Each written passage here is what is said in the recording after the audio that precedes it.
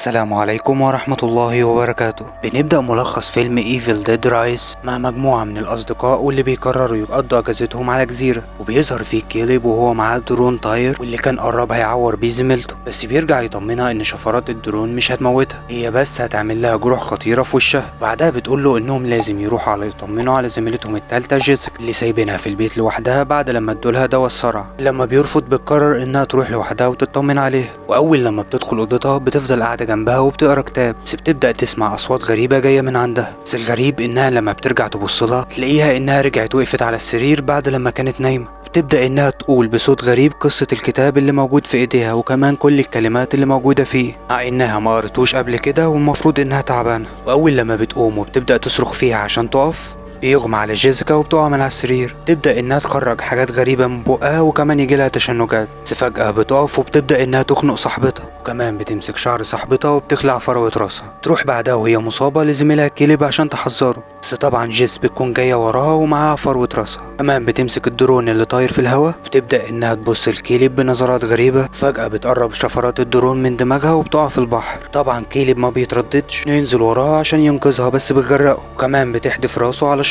بتبدأ إنها تطلع مرة تانية بشكل غريب من المية قدام صاحبتها. وبنرجع بعدها للأحداث لمدة يوم واحد لما بتكتشف فيس إنها حامل، وبعد لما بتخلص حفلتها بتضطر إنها تروح لأختها، وكانت أختها إيلي ده ابن اسمه داني مهووس بحبه للموسيقى، وكمان بنت صغيرة واسمها كيسي اللي دايما بتكسر عرايسها، وكمان بنتها بريجيت اللي كانت بتفضل تعيش في العالم بتاعها بعيدة عن الناس. لما بتكون إيلي في الحمام بتسمع جرس الباب وبتروح تفتح بنفسها. لما بتفتح مش بتلاقي حد، ساعتها بتفاجئها بس وده اللي بيخليها تضربها. بتقول لها بيس انها وهي طالعه من باب العماره ما عرفتش تفتح الباب، بس وقتها بتقول لها إيلي ان البيت كله متدمر، انهم خلال شهور قليله هيهدوه، ده السبب اللي هيخليهم يسيبوا البيت في اقرب وقت. ولما بتقعد بيس مع اولاد اختها بتديلهم هدايا اللي جايباها، بس ساعتها بتلاحظ بيس دموع الحزن عيون اختها إيلي، ده السبب اللي خلاها تقول لاولادها انهم يروحوا يشتروا بيتزا عشان تقدر تتكلم مع اختها بيس براحتها. وبعد لما بيمشوا بتبدا تشكيلها ان جوزها اللي سابها بقاش يصرف على اولاده، وانها كمان حاولت تتصل بيها اكتر من مره بس للاسف ما بتردش عليها. ساعتها بتحس بيس بتأنيب الضمير وبتعتذر لها وبتقول لها انها كانت مشغوله جدا في شغلها عشان تقدر تبقى رئيسه الفرقه بتاعتها. ولما بيرجع داني واخواته بعد لما اشتروا البيتزا ويحاول يفتح باب العماره بيلاقي انها بتعلق اكتر من مره. في نفس الوقت بتخش بيس الحمام وبتسمع الرسائل اللي كانت مبعوثه لها من اختها، بس فجاه بتبدا العماره اللي موجودين فيها انها تتهز بشكل غريب، كمان بتبدا الارض انها تتكسر. بعد لما بيقف الزلزال بيلاحظ داني ان في فتحه ظهرت في الارض، ساعتها بينزل داني للفتحه دي واللي كانت بتودي للمصرف القديم اللي كان تحت بيتهم. ولما بيبدأ يدور في الصناديق القديمة اللي موجودة بيلاقي صندوق فيه شوية اسطوانات قديمة، وطبعا بسبب حبه للموسيقى بياخد الاسطوانات دي ويحطها في شنطته.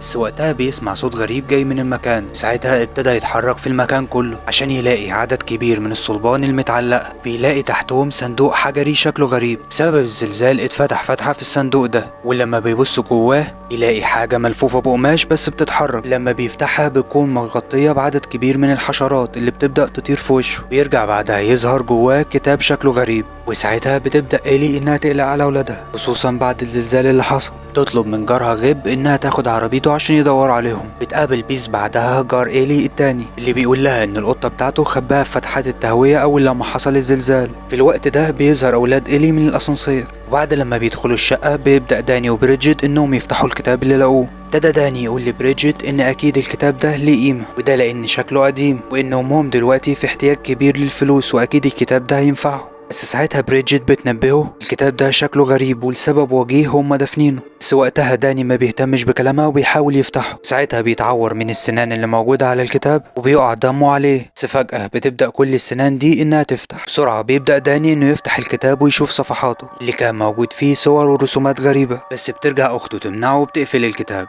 وبسرعة بتنبهه انه لازم يرجعه من نفس المكان اللي جابه منه. فعلا داني بيوعدها انه هيرجعه بكرة الصبح، وبيسيب بعدها داني الكتاب مفتوح بيحاول يشغل الاسطوانات اللي معاه واللي كان تاريخها يرجع ل 1923. بعد صعوبة كبيرة بتشتغل الاسطوانة، وبيبدأ واحد من الكهنة انه يتكلم وسط حضور كبير بيقول لهم انهم لقوا اكتشاف اثري جديد خارج البلاد اللي هو عبارة عن كتاب قديم بيعتبر واحد من مجلدات الثلاثة الاسطورية والمعروف باسم كتاب الموتى.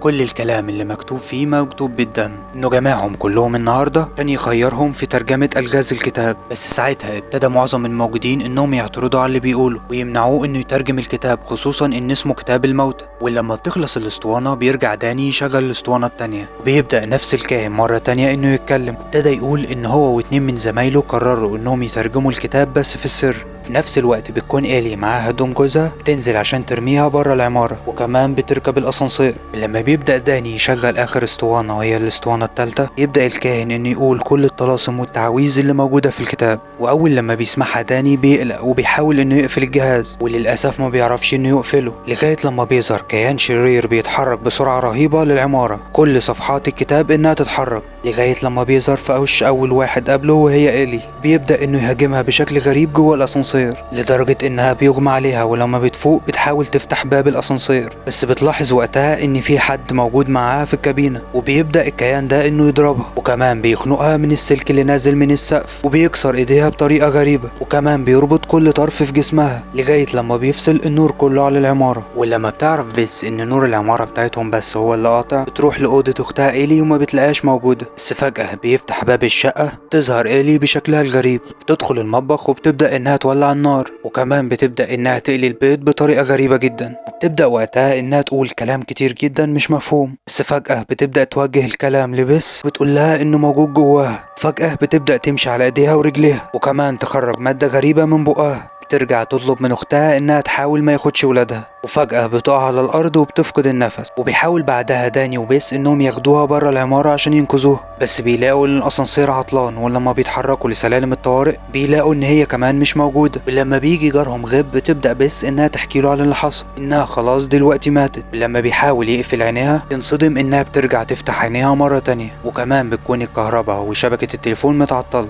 بيقترح بعدها عليهم جيب انه ممكن يقدر ينزل من سلم الحرايق، يقدر بعدها يشغل جهاز الانذار عشان يحصلوا على اي مساعده. بس ساعتها بيقول له جاره انه كده هيضطر يعدي شقه 82 المهجوره. بسرعه بيتحركوا للباب ده وبيبتدوا انهم يكسروه. ولما بتفضل بيس مع اختها إيلي لوحدهم في الاوضه، تبدا تحكي لها انها مش مصدقه انها ماتت. بس فجاه بتبدا الرسائل اللي كانت بعتها على تليفون بيس انها تشتغل لوحدها، وكمان التليفون انه يتكسر. لما بترجع تبص لإيلي مره تانية تلاقي عينيها بتتحرك وكمان بتقوم، بس وقتها كانت حرارتها عالية جدا وعشان كده بيدخلوها في مية البانيو. فجأة بتبدأ انها تتهز وبتنط على سقف الحمام، تصرخ في وشهم بصوت عالي جدا بيسمعوا كل اللي موجودين في العمارة. بترجع تبص لهم مرة تانية وهي بتضحك، تخرج لهم وهي ماسكة حتة من الإزاز بتحاول إنها تهاجم بيس، لغاية لما بتضربها في إيديها. لما بتحاول بنتها بريدجيت إنها تمنعها تبدأ إنها تسيب بيس وتهجم عليها، تمسك مسدس الوشم وبتدخله في رقبتها، تخرجه وبتجرح بيه وش بريدجيت. بس في آخر لحظة بينقذها داني وبيضربها، وفي نفس الوقت بيخش عليهم غيب، فبتهجم عليه وبتخلع عينه بسنانها، تحدف العين دي اللي موجودة في بقها على واحد من جيرانها اللي كانوا واقفين، واللي بتدخل على طول جوه بقه.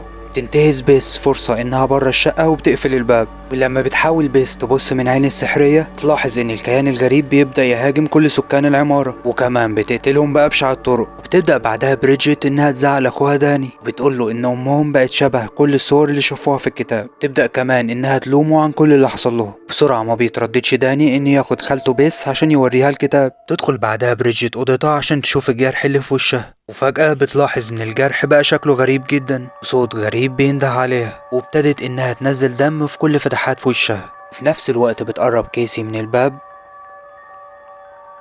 بيقنعها انها تفتح الباب عشان تخش لها، وكمان بتبدأ بريدجيت انها تكح وبتخرج من بقها كمية كبيرة من الحشرات. فعلا بيقدر الكيان انه يقنع كيسي انها تفتح لها الباب، وساعتها بيبدأ انه يخنقها. بس بتيجي بيس وداني وبينقذوها وبيرجعوا يقفلوا الباب مرة تانية. ولما بترجع بيس مرة تانية لبريدجيت بتتفاجئ من منظرها لما بتلاقيها انها بتاكل ازاز وشكلها اتغير، ولما بتحاول تبلعه بيجرح الازاز رقبتها من جوه. وبتبدأ بعدها انها تهاجم بيس وبتحاول تقتلها، فبيبدأ الكيان انه ياخد المبشرة اللي كانت على الارض وبيعور بيها رجل بيس. وقتها بتضطر بيس انها تضربها على دماغها، بس بترجع انها تقوم وبتبدأ تهاجم داني واخته كيسي اللي بتدخل عصاية مكسورة في دماغها. ويحاول الكيان ساعتها انه يخرج العصاية من دماغها، وبتقع بريدجيت بعدها على الارض.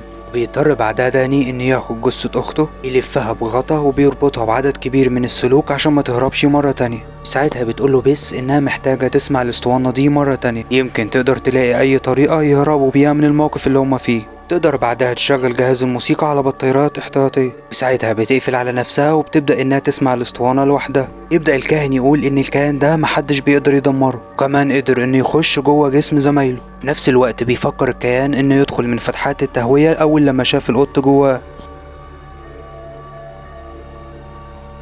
لدرجة إنه قتل كل أصحابه اللي كان جواهم والكيان، وكمان حاول إنه يولع فيهم، وكمان قطع جسمهم لحتت كتير ودفنها. للأسف كانت بترجع مرة تانية تتحرك، ده اللي خلى بريدجيت ترجع مرة تانية بعد لما كانت وأول لما بتهجم على داني بيقتلها بالسكينة اللي معاه. بس طبعا ده مش كفاية، وبتهجم عليه مرة تانية وبتخرج السكينة اللي في بطنها وبتضرب بيها داني في ايديه، كمان بتنزل عليه دم من بقها. وفي آخر محاولة من داني بيحاول إنه يولعها. بيقدر بعدها الكائن إنه يرجع للبيت عن طريق فتحات التهوية، وكمان بتدخل لبس في الأوضة. وبعد لما بتخرج بتلاقي إن داني هو كمان مات، ومش بيبقى غير كيسي اللي كانت مستخبية تحت الكرسي. في نفس الوقت بيحاول الكيان إنه يتخلص من بس أول لما بيقرب لها بيعرف إنها حامل. ساعتها بيوعدها إنه هيتخلص منه الأول، بس كيسي بتلاحظ إن في مقص جنبها. بسرعة بتدي لخالتها بس اللي ما بتترددش إنها تضربه في إيلي. بتحاول بعدها إنها تاخد كيسي وتخرج برا العمارة عن طريق سلم الحريق، وده اللي بيخليها تاخد البندقية اللي كانت مع جارها عشان تكسر بيها باب شقة 82 اللي هيوديها لسلم الحريق. في نفس الوقت بترجع إيلي مرة تانية للحياة، وبتخرج عشان تهاجم بس، وبالبندقية اللي معاها بتضرب رجليها فبتتقطع. بيبدأ بعدها كل جيرانها اللي كانوا ميتين إنهم يرجعوا للحياة مرة تانية، لأن كلهم جواهم نفس الكيان الشرير. بتضطر بس إنها تدخل جوه الأسانسير وتستخدمه، وفي نفس الوقت بتحاول كل الجثث إنها تكون جسم واحد كبير عن طريق إنهم كلهم بيتوصلوا ببعض زي الشكل اللي موجود في الكتاب. وللأسف بتخش كمية كبيرة من الدم جوه كابينة الأسانسير اللي موجودين فيها، لدرجة إنهم غرقوا جواها. بس فجأة بيبدأ باب الأسانسير إنه يتفتح وبيخرجوا منه، ولحسن حظهم إن هما الاتنين لسه عايشين. بسرعة بيركبوا العربية وبيحاولوا يفتحوا باب العمارة اللي كان بيعلق. للأسف لما بيفتح بيتعلقوا في حفرة من الحفر اللي موجودة على الأرض، وفي نفس الوقت بيوصل الكيان الشرير بجسمه الغريب. في اللحظة الأخيرة بيخرجوا برا العربية من غير ما يشوفهم، بس بيس بتلاحظ إن باب العمارة هيقفل مرة تانية بعد لما اتفتح. بأقصى سرعة بتحاول تجري هي وكيسي عشان ينزلوا من تحته. فعلا بتنجح بيس إنها تخرج برا، بس للأسف بيمسك الكيان برجل كيسي وبيشدها، وبيرجع كيسي مرة تانية للعمارة وبيمسك منشار الكهرباء عشان يقطعها. بس بعدها بتنجح بيس إنها تدخل العمارة مرة تانية وتضرب الكيان الشرير بالبندقية اللي معاها. وطبعا ده مش كفاية إنه يقتلها، فبيهجم عليها مرة تانية وبيحاول إنه يقتلها عن طريق إنه بيشغل مفرمة الأشجار. في آخر لحظة بتوقف كيسي المكنة، وبترجع بيس تطلب من كيسي إنها تشغل مكنة تقطيع الأشجار مرة تانية. تبدأ إنها تحرك الكيان الشرير بكل جسمه جوه المكنة لغاية لما بيتفرم كل جسمه وبيتحول لقطع صغيرة. وبالشكل ده بتنجح بيس إنها تنقذ كيسي وكمان يهربوا من العمارة. في تاني يوم الصبح بتنزل جيسيكا من نفس العمارة اللي كانت واحدة من جيران إيلي. بتظهر وقتها وهي بتكلم زميلتها عشان يروحوا الكوخ بتاع زميلهم كيليب، بس بتلاحظ بعدها كمية الدم اللي موجودة في الجراج. بتسمع بعدها صوت غريب، وطبعا ده صوت الكيان الغريب اللي بيتحرك بسرعة ناحيتها وبيخش جواها.